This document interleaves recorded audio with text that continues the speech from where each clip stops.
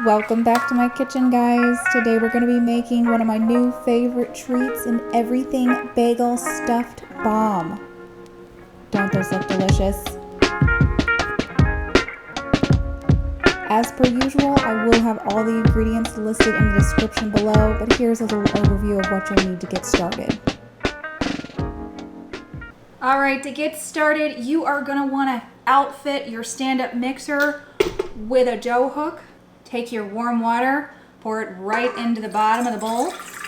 Next up, your honey or corn syrup, malt syrup, golden syrup, whichever kind of sweet syrup you're going to be using.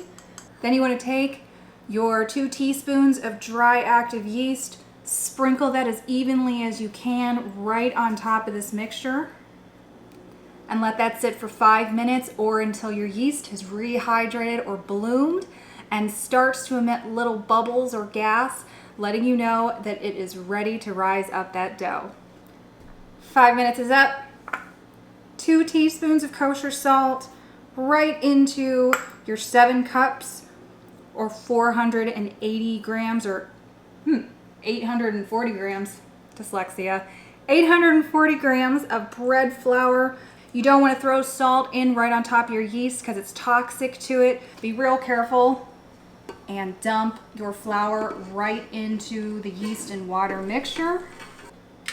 Lock it in and start mixing that up. Probably take about 5 to 7 minutes. You'll see the dough pull together. It'll get real nice and stretchy, the gluten will be formed, and then we'll let it proof.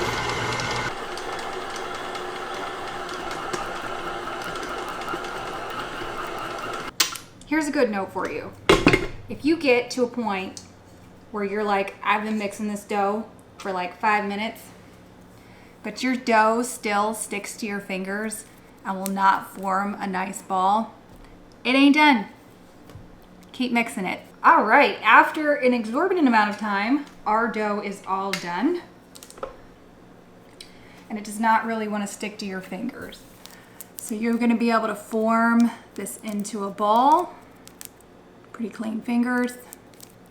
Stretch him out. And if you've got light behind him, which I do, you should be able to see through the dough. That's how you know your gluten is properly formed and you're ready for your first proof. Let's do it. All right, muscles. Unlock your bowl from your machine. Scrape your dough out. And I like, for good measure, to form him back into a ball.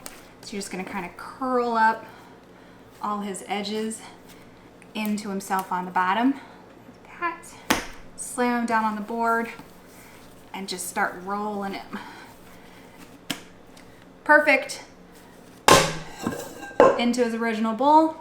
I'm gonna cover him with a tea towel and I'm gonna let him prove for about an hour or an hour and a half until he's double in size. While your dough is proving, you're going to want to start mixing up your filling with your 8 ounces of cream cheese and 4 to 6 ounces of shredded sharp white cheddar cheese. Give that a mix to combine.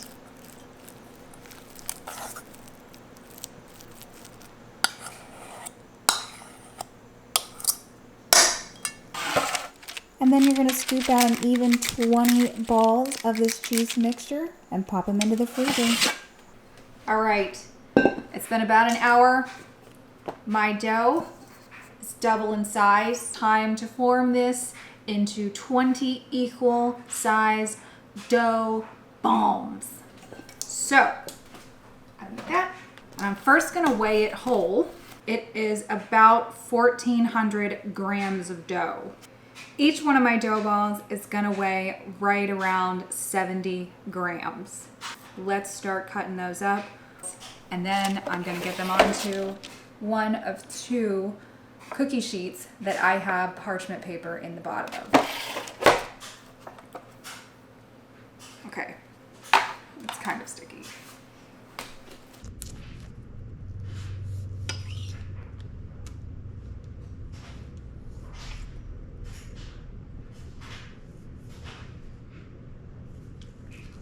You have your dough weighed out. Slam it down on the counter, cup over the top of it, and just give it a nice roll. And that is going to form a beautiful, perfect dough ball, which you can set on your cookie sheet and move on to the next one.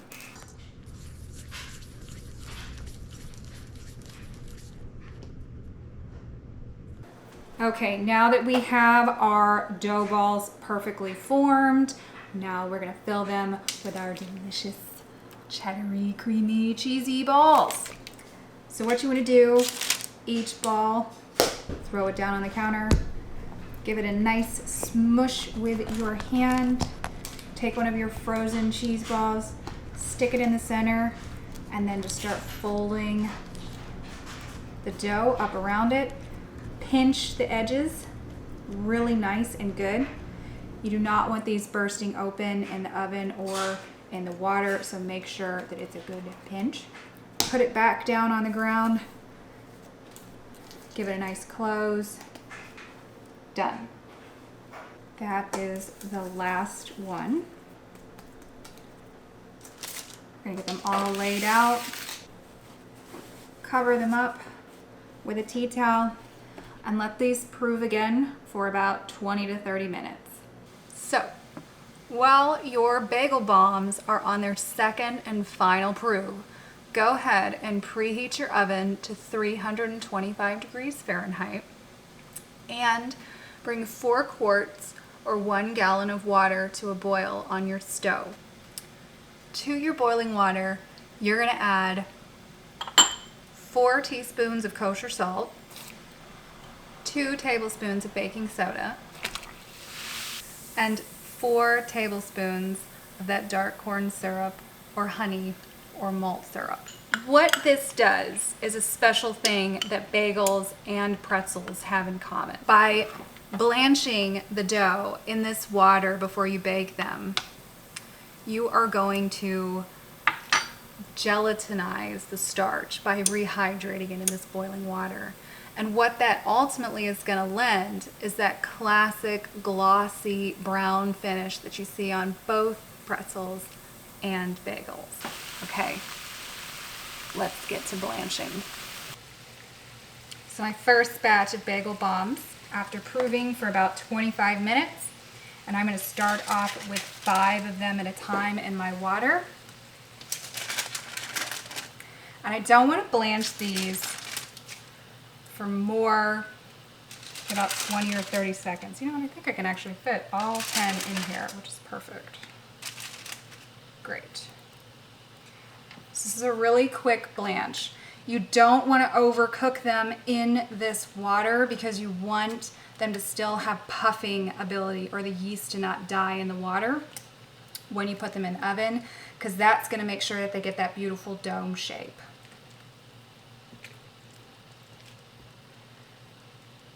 Okay. Beautiful. Come right out. Want to kind of move quickly with this. They're slippery little dumplings at this point.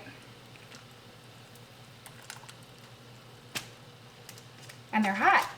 Be careful with your hands.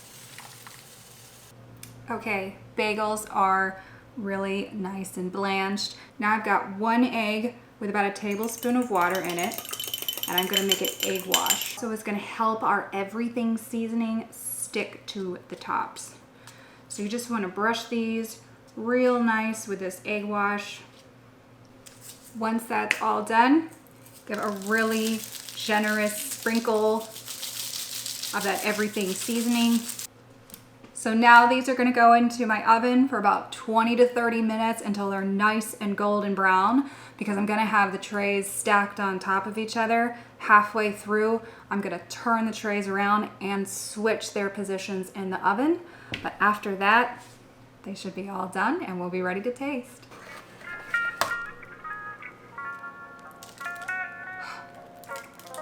They're so springy. Let's see. What does this bad guy look like?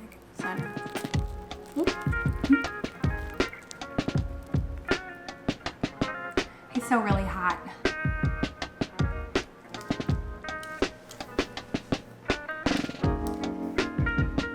cream cheese is really kicked up by the addition of the cheddar. I swear you could put more everything bagel seasoning on top of this. I just really don't think you need enough of it. If you want to freeze them, take them out and put them in the refrigerator the night before you want to serve them. Or take them out of the freezer, pop them into little plastic baggies, and then you can take them to work and they'll thaw by the time that you get there. And then you've got a great breakfast. They really are yummy. Delicious. Bye-bye. Thanks so much for cooking with me today. Stay tuned for the next episode and don't forget to like and subscribe.